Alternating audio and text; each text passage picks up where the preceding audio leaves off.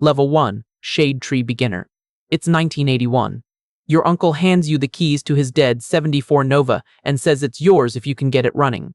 You pop the hood and find a points-and-condenser distributor caked in oxidation and a carburetor gummed solid with year-old gas. You buy a $12 Chilton manual from the auto parts store because you don't know what a dwell meter even is yet. You pull the carburetor apart on a towel in the driveway and flood the engine twice trying to put it back together. You borrow a timing light from your neighbor and finally get the idle to settle into something steady. Your neighbor looks under the hood, nods, and tells you if you're serious about this, you should get your ACE certification someday. You don't know what that means. You're about to find out. Level 2, Gas Station Grease Monkey. It's 1984, and you're pumping gas and doing oil changes at the Union 76 on the corner. You learn to gap spark plugs with a feeler gauge and set ignition timing off the balancer mark. Your first solo tune-up goes wrong.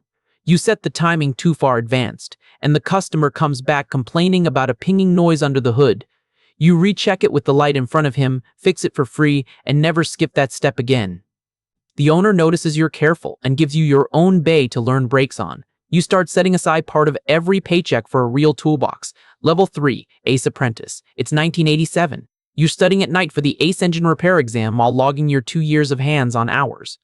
You bomb a practice diagnostic on a vacuum leak because you're guessing instead of testing, so you buy a real vacuum gauge and start reading wiring diagrams instead of skimming them.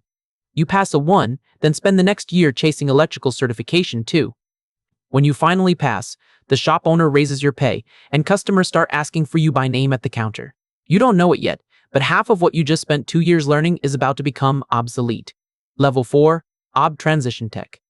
It's 1996. And the new model year cars start rolling in with a strange 16-pin port under the dash where the distributor used to be. Your timing light is useless on half of them now. You spend a month's pay on your first laptop-based scan tool. A customer's new Accord throws a code you've never seen, and you guess wrong, replacing plugs that were never the problem. The check engine light comes right back on. You call the tool's tech support line, learn to read freeze frame data, and trace it to a failing oxygen sensor. The whole trade just got rewired under you, and you had no choice but to rewire with it. Level 5, Import Wave Specialist. It's 2001, and The Fast and the Furious just hit theaters.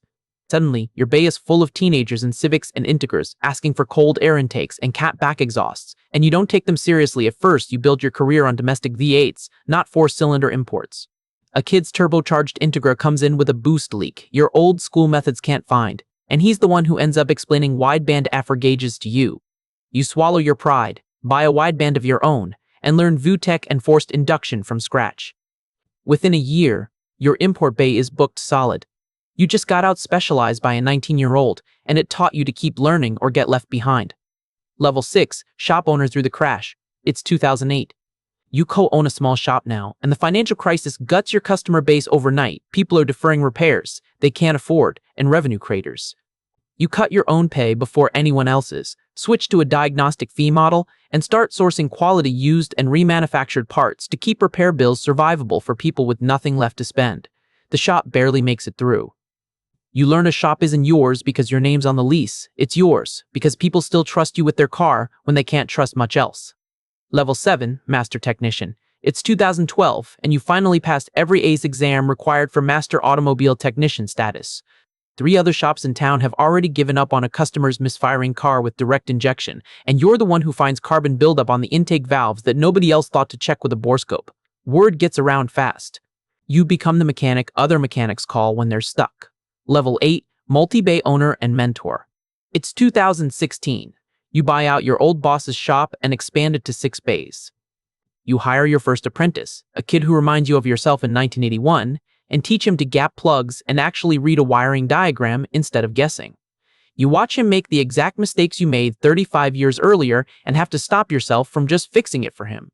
Teaching it turns out to be harder than doing it and somehow more satisfying. Level 9, EV and Hybrid Adapter. It's 2020. A hybrid rolls into your bay, then an EV and orange high-voltage cable under the hood, no engine noise, and 40 years of instinct suddenly worth nothing.